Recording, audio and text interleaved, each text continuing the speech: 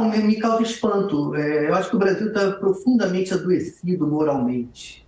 Porque nós estamos falando aqui há 10 minutos de uma pessoa chamada Sérgio Moro, e ele está sendo tratado aqui como se fosse uma pessoa que merecesse todo o nosso respeito, uma pessoa muito digna, muito correta, enquanto que ele é uma pessoa que tramou junto a um acusador para colocar uma pessoa na cadeia.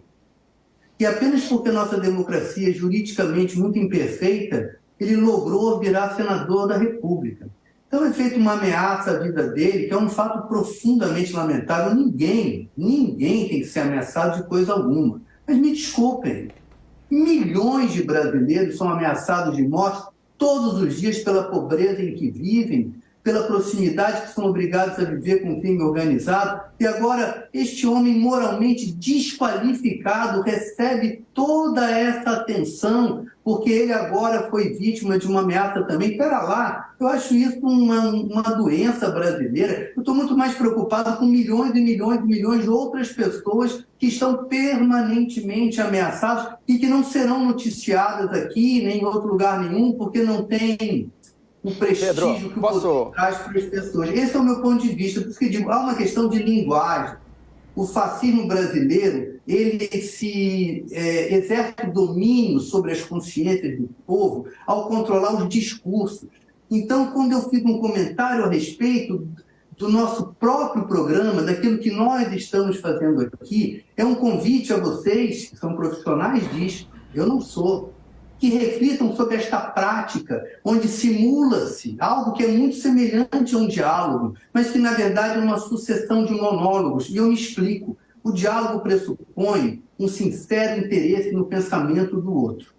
Se nenhum de nós aqui temos um sincero interesse no pensamento do outro, nós vamos apenas ouvir, esperar a nossa vez de falar e então confirmarmos aquilo que sempre achamos, porque não estamos nos deixando modificar em momento algum pelo pensamento do outro. E não é só apenas, amigos, este programa.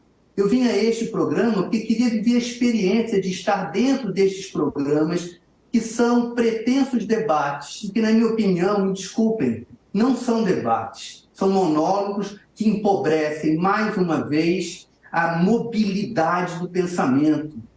Pedro, posso pontuar? Eu, da minha parte, brevemente, estou profundamente interessado, sim, no que você está falando, e por isso quero estabelecer aqui uma troca e um diálogo, porque eu acho que existe uma resposta para esse questionamento que você coloca, que não coloca uma notícia dessas, ou a escolha de dar essa notícia numa luz tão ruim. Veja, você tem uma opinião muito negativa sobre o Sérgio Moro. Perfeito, direito seu.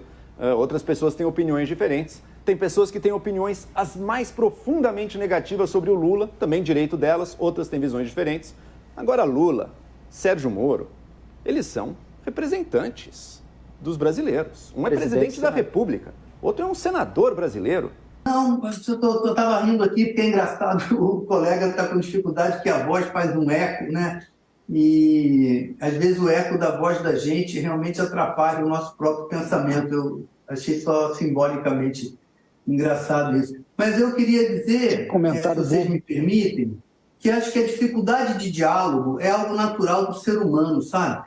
E eu trabalhei em televisão a minha vida inteira, então, assim, não sou jornalista, não tenho o hábito que os colegas têm de estar todos os dias dando notícias e tal, mas tem um hábito muito grande com a comunicação através do meio eletrônico, sabe?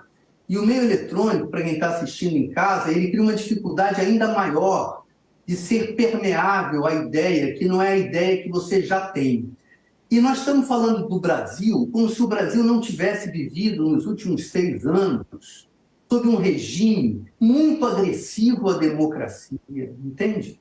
Eu acho que não podemos mais falar do Brasil como se o Brasil não tivesse botado na presidência da República um torturador, um homem que defende a tortura, e que até hoje há milhões e milhões e milhões de brasileiros que defendem um homem que defende a tortura. E nós tratamos desse fato como se ele fosse um fato corriqueiro da nossa vida democrática. É bom lembrar que Sérgio Moro foi ministro da Justiça de um regime fascista.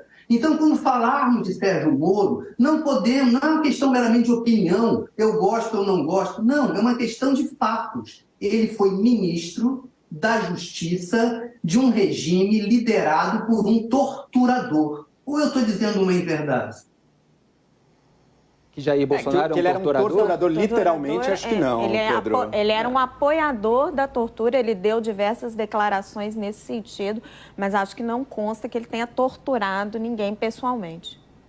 Eu vou lembrar o momento em que ele torturou uma pessoa pessoalmente. Quando ele fez o voto dele a favor da abertura do processo do impeachment de Dilma, ele fez um elogio ao torturador dela, na presença dela. Pois bem, me desculpem, elogiar o torturador, no caso um torturador condenado, na presença da vítima torturada, é reincidir no ato de tortura. Ele fez isso publicamente. Esse é um ato de tortura. E outra coisa, defender a tortura é também um ato de tortura. Então ele é um torturador. E Sérgio Moro serviu ao torturador. E, no entanto, nós estamos discutindo aqui se Lula falou, se Sérgio Moro, isso e aquilo, como se Sérgio Moro fosse uma pessoa que merecesse o nosso respeito. Me desculpem, Sérgio Moro é uma pessoa desprezível, não é uma questão de opinião. Ele foi ministro da Justiça do governo de um torturador.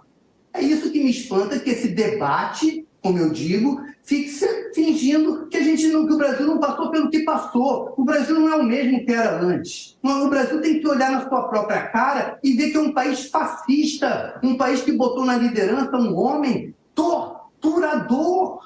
Nós não podemos ficar fingindo que isso não aconteceu, que é uma questão de opinião, que é uma questão de gosto. Ah, você gosta de Sérgio Moro, eu não gosto de Sérgio Moro. Não é, eu não gosto nem tanto assim de Lula. É que o Bolsonaro... Não é disso que se trata. É outra história, amigos. O Jair Bolsonaro era presidente da República, eleito por um segmento da população brasileira.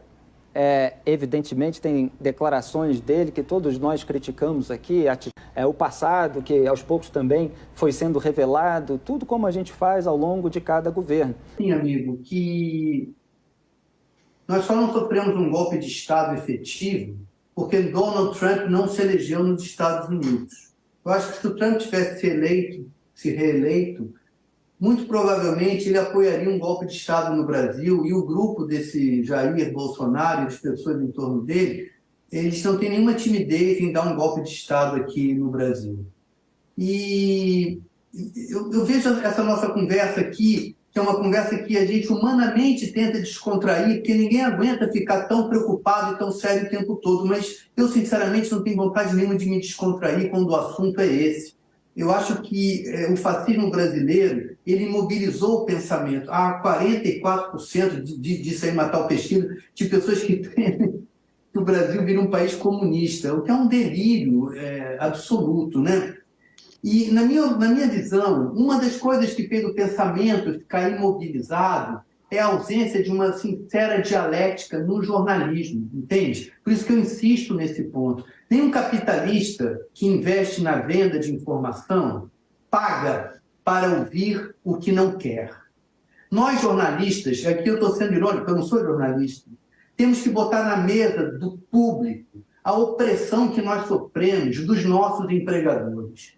Nós não temos total liberdade. Eu vou falar de mim. Na TV Globo, quando eu trabalhei, eu habitei a interseção ideológica possível entre eu e os interesses da TV Globo. Mas eu não sou jornalista. A minha matéria-prima não são fatos, são invenções. Talvez seja mais fácil para mim dialogar com os interesses do vendedor do meu trabalho do que para vocês, jornalistas. E eu pergunto a vocês são pessoas livres? Vocês, quando vão trabalhar, vocês sentem alguma pressão do interesse do capitalista que emprega vocês? Olha, está na hora da entrevista, o ministro chefe da SECOM, Paulo Pimenta, está no ar aqui com a gente. Houve um pequeno atraso aí para começar essa entrevista, agora ele está disponível.